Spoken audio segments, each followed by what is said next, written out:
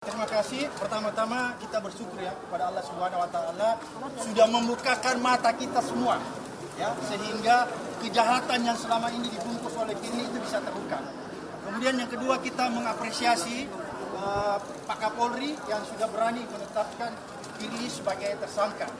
Kemudian yang ketiga, ketika kita mengikuti proses penyidikan yang dilakukan Firly nyata-nyata menghambat proses pemeriksaan. 3 kali mangkir. Ya.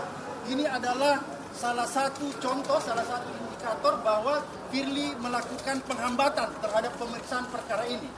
Oleh karena adanya indikasi menghambat jalannya pemeriksaan yang nyata-nyata tidak bisa lagi dibantah, maka sudah cukup bukti dan alasan untuk Kapolri atau kepolisian dalam hal ini untuk segera mengeluarkan surat penangkapan terhadap Firly. Kenapa Firly harus ditangkap? Agar supaya dia tidak melarikan diri, dia tidak mempersulit jalannya pemeriksaan, dan dia tidak menghilangkan alat bukti. Karena kalau hari ini atau kapan saja Firly tidak ditangkap, maka yang terjadi dia akan menghambat jalannya pemeriksaan ini. Atau bisa juga dia melarikan diri. Oleh karena itu, sekali lagi kami mohon kepada pihak kepolisian untuk segera mengeluarkan surat penangkapan kepada Firly agar supaya Firly segera dibawa ke kepolisian dan dilakukan pemeriksaan. Setelah dilakukan pemeriksaan, Firly harus segera ditahan.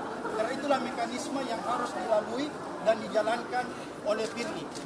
Dan yang keempat, sekali lagi bahwa momentum ini adalah momentum untuk membersihkan KPK dari penjahat-penjahat yang berada dan bercokol di dalam yang selama ini merusak marwah pemberantasan korupsi dan merusak kelembagaan KPK. Oleh karena itu, kita tahu bahwa Firly tidak akan mungkin bermain seorang diri. Oleh karena itulah, maka menjadi tugas PR kepolisian untuk membongkar siapa-siapa saja yang terlibat selain Firly. Karena kita khawatir jangan-jangan ada unsur komisioner lain yang juga terlibat di dalam kasus-kasus pemerasan, gratifikasi, dan penyuapan. Oleh karena itulah momentum ini menjadi momentum membersihkan KPK. Dan yang terakhir, otokritik saya terhadap Dewas, bahwa selama ini kita melihat Dewas tidak bertanggung jawab. Kenapa saya katakan tidak bertanggung jawab? Semua kejadian-kejadian pelanggaran etik yang terjadi di KPK itu disebabkan oleh lemahnya pengawasan yang dilakukan Dewas. Kenapa pelanggaran etik itu berulang-ulang di KPK? Karena Dewas tidak pernah memberikan sanksi yang maksimal, sehingga tidak ada deterrent efek bagi pegawai-pegawai KPK yang ada di dalam. Jadi kalau Dewas terus seperti ini tidak bekerja maksimal, maka saya khawatir Firly hari ini ditangkap, tapi tidak menutup kemungkinan akan terjadi lagi pelanggaran-pelanggaran etik berikutnya yang dilakukan oleh komisioner maupun pegawai KPK kalau Dewas seperti sekarang ini.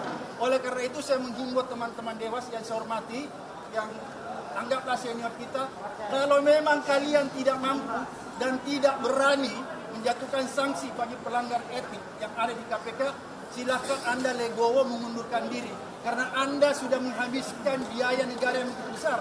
Gaji Anda begitu besar, tapi ternyata Anda tidak pernah melakukan dan menjaga marwah KPK. Kenapa Anda tidak pernah melakukan menjaga marwah KPK? Itu terlihat dari kinerja Anda yang tidak pernah memberikan sanksi kepada pelanggar-pelanggar etik. Siapa itu mudah saja dilihat.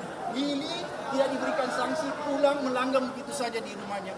Sehingga inilah yang membuat pelanggaran-pelanggaran etik terus terjadi di KPK karena tidak ada etik.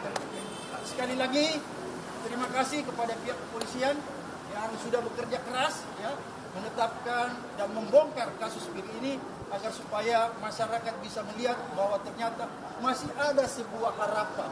Harapan itu ada di mana? Di kepolisian. Sekali lagi terima kasih. Sampai ketemu. Silakan memutus akses Firly Bahuri karena ini sangat berbahaya. Gedung ini kalau dimasuki oleh tersangka, akses dan Download Tribun X sekarang. Menghadirkan lokal menjadi Indonesia.